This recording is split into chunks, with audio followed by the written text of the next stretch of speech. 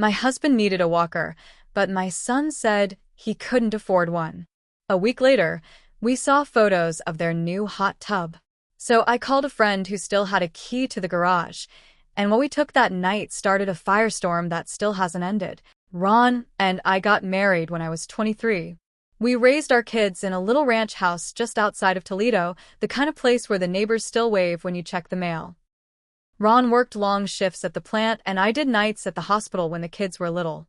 We didn't take vacations. We didn't buy new cars. We saved. For college. For braces. For emergencies. For the future. Dean was always the golden boy. Smart, charming. He never got in trouble. Went to Bowling Green, then started that marketing firm with two buddies. I was proud of him. Still am, in some ways. But something shifted when he married Brittany. She came from money. Her parents live in a gated community near Cleveland. When she and Dean started dating, suddenly everything was about appearances. They got engaged at Disney World with a photographer hiding in the bushes. Their wedding cost more than our entire house. We offered to help with the catering. Brittany said no. She didn't want a buffet that smells like a church basement. After they got married, visits got fewer. Calls became texts. Texts became silence. Still, I held out hope that when things got serious, when real life came knocking, Dean would remember who he was. Remember who we were. Then, Ron got sick. The first few months were bad. He couldn't hold a fork without shaking. Couldn't dress himself without help. The worst part wasn't the physical decline. It was watching the strongest man I've ever known look up at me with tears in his eyes and say, "I'm sorry." I took on extra shifts, cut corners, sold some old jewelry to help cover prescriptions. We needed help just a little, just enough to make it manageable. So I swallowed my pride and asked Dean. We were sitting in their living room. Brittany was scrolling on her phone the whole time, barely looked up. Dean nodded, said he'd talk to Britt about it, then call me 2 days later with the "can't swing it right now" line. Fine. I let it go. I figured maybe things really were tight. Then came the Instagram post. It was a Saturday. I was drinking coffee at the kitchen table when my phone buzzed. My neighbor, Sharon, had sent me screenshots. Brittany in a bikini, Dean holding a beer, both of them grinning in their brand new hot tub like nothing in the world mattered but bubbles and Bluetooth. Just a little self-care after a long week, the caption read. Self-care. My husband couldn't walk across the room without clinging to the wall like a drunk man, and they were soaking in luxury. That was when I called Marcy. She didn't even hesitate. "Hell yes, I still have that key," she said.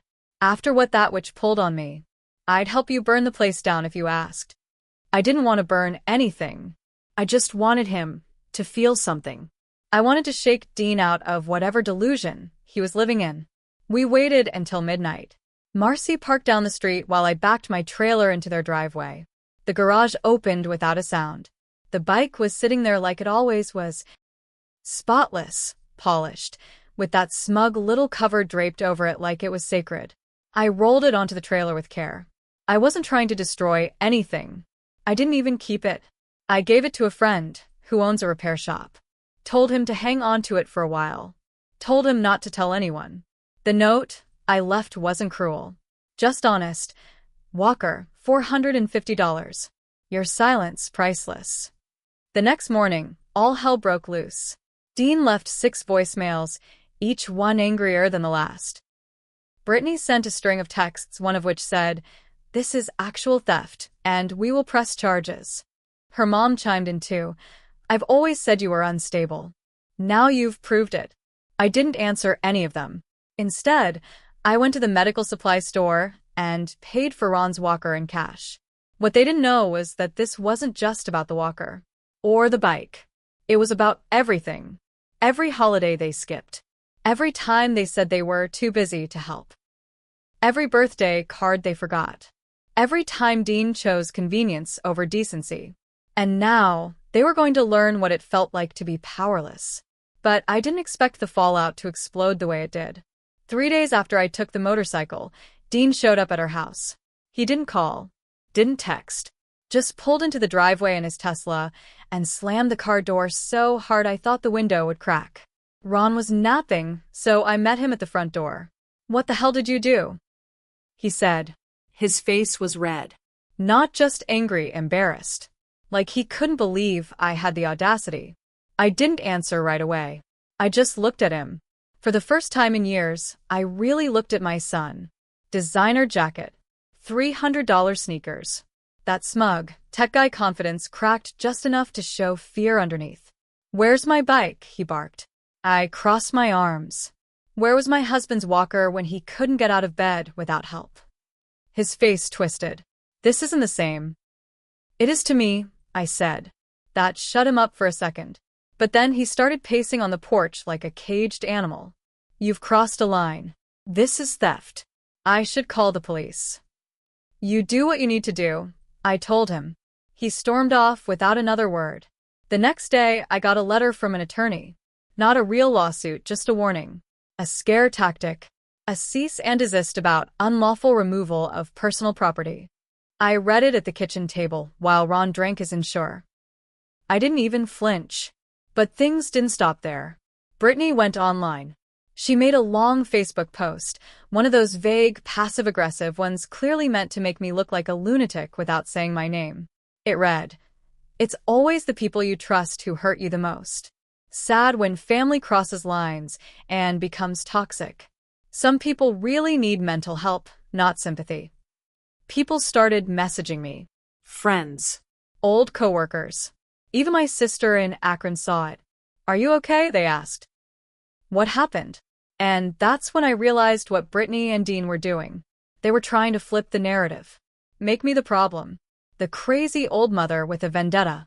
But I wasn't going to play along. Instead, I got my own lawyer. His name's Alan. I met him at church. Semi-retired, but sharp as a tack. I showed him everything. The messages, the letter, the bike. He leaned back in his chair and said, "You're fine. They don't want a court case. This is theater." That gave me some relief. But it didn't stop the storm. They went to Ron's old union buddies and started whispering things. "She's unstable. She stole from her own son. He's trying to get her help." One of Ron's friends, Charlie, even asked me if I was having a breakdown. And that stung.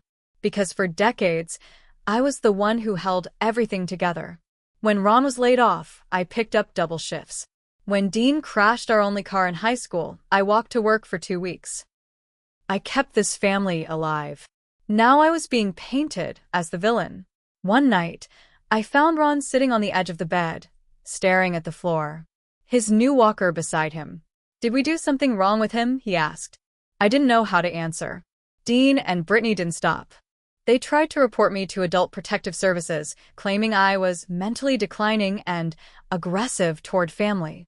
I got a call from a social worker who wanted to do a wellness check. That's when I knew. They were trying to discredit me legally. Not just win the fight. Erase me entirely. I had to respond. And not just with silence this time. I thought Brittany and Dean had hit rock bottom when they called Adult Protective Services on me. But I was wrong. A week later, I got a letter in the mail. Not from a lawyer this time, from the county courthouse. Dean had filed for temporary guardianship of Ron. I read it 3 times. My hands were shaking so badly, I almost dropped the paper. The claim? That I was no longer capable of providing adequate care for my husband. That Ron was frequently left alone, injured or unsupervised, and that Dean, as next of kin, was stepping in to protect his father's well-being. It was a lie. All of it. But it was legal. They were trying to take Ron away from me. To declare me unfit. To gain control not just of Ron, but of our finances, our house, our decisions. I didn't even cry. I just went numb. Alan, my lawyer, moved fast. He filed a response within 48 hours and got us a court date. In the meantime, I had to gather every document, Ron's medical records, proof of my caregiving, neighbor testimonies. I even asked the pharmacist to write a letter confirming I picked up every one of Ron's prescriptions on time. But the worst part? Ron had to be evaluated. A county-appointed caseworker came to the house to observe us. Ron was having a good day, thank God. He was lucid, steady with the walker, able to answer simple questions. But the process humiliated him. He kept asking afterward, "Did I do something wrong?" I told him no. Elite. And still, Brittany wasn't done. She started telling people we were hoarders, that our house was unsanitary. She even posted on her Instagram stories a screenshot of a Google search for elder abuse signs with the caption, "It's not always physical." Then came the real twist. While digging through old financial files trying to prep for court, I found something that made my blood go cold. 3 years ago, when Ron first started having health issues, Dean convinced us to streamline our finances. He said it would be easier if he could help pay bills online, so we added his name as a secondary user to one of Ron's accounts. I had forgotten all about it. That account had over $11,000 in it. Ron's savings from the plant, money he never touched because he was saving it for a rainy day. It was empty. Gone. I pulled the bank statements. Over the past year, the withdrawals were spaced out, $500 here, $1,200 there. All PayPal transfers. All to Dean. I showed Ron.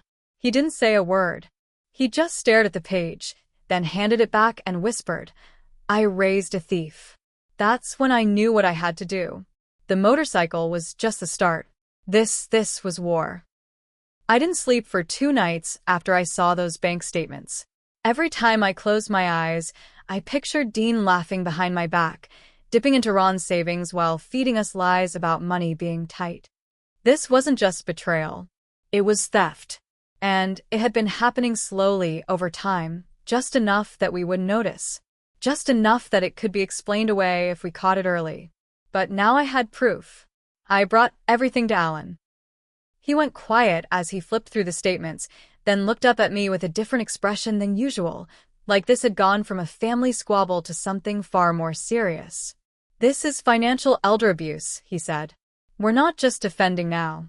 We're going on offense." He filed a motion to present the evidence at the guardianship hearing. That alone shifted the court's tone. Suddenly, Dean wasn't the concerned son. He was a suspect.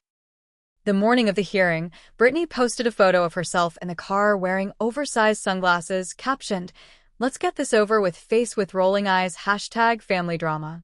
Meanwhile, Ron put on the nicest shirt he could still button and asked me if I thought the judge would listen to him.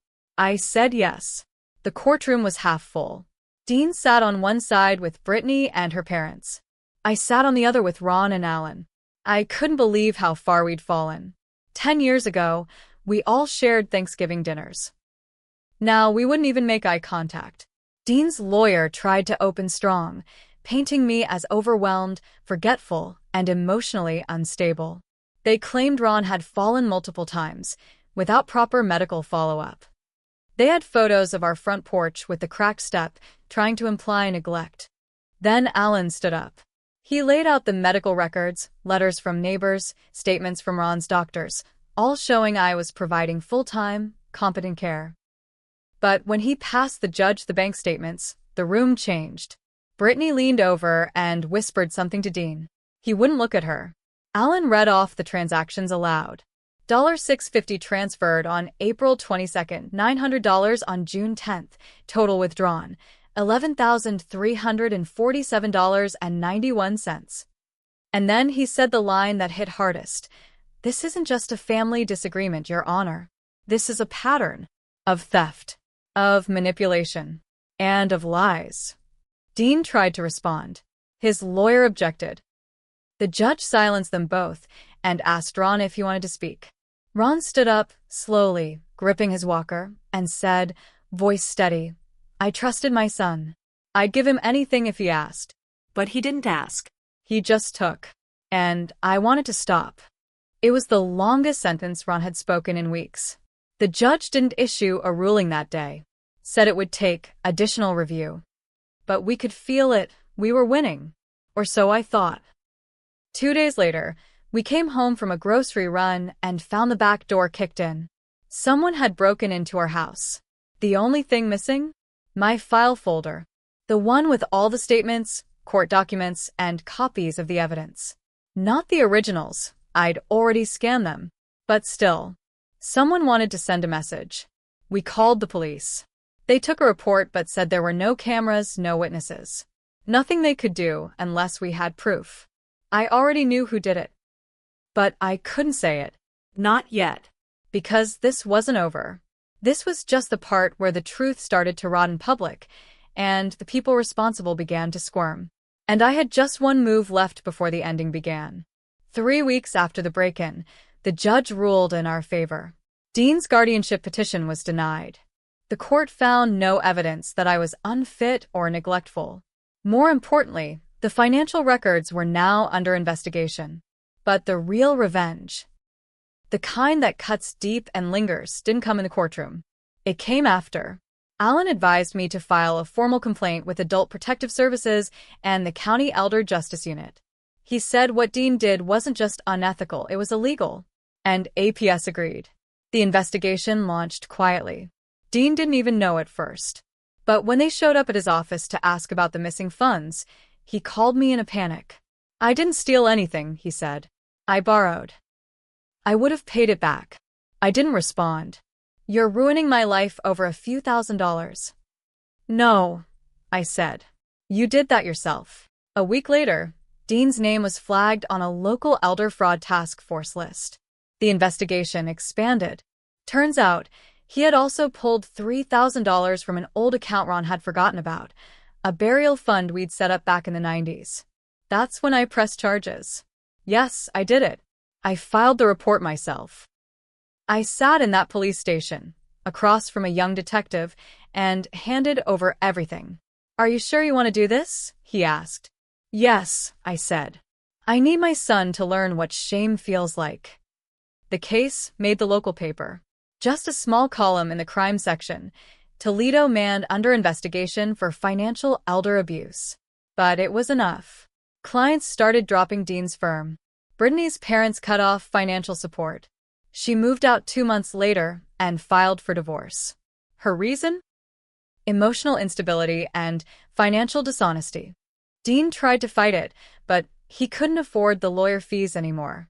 Turns out, he had been living beyond his means for years. The hot tub had been financed, not gifted. His car? Leased. His house? Underwater. He had nothing. Meanwhile, I got a call from Ron's union. When one of the guys heard about what happened, he started a fundraiser online. Quietly. No fanfare. Just, let's help take care of Ron. They raised $3,800 in 2 weeks. I used it to pay off every remaining bill we had, and I bought Ron the nicest walker on the market. Bright red. With shocks and all-terrain wheels. He loves it. And the motorcycle? Still sitting in storage. Dean begged me to return it. I told him no. I earned that bike, I said. Just like you earned everything that's happened. He hasn't spoken to me since. And you know what? I sleep just fine. Because I didn't just take revenge. I took my power back. He stole from a man who spent his whole life building something from nothing. He tried to shame the woman who carried him through every scraped knee and broken promise. And now, the shame is his to carry. Forever.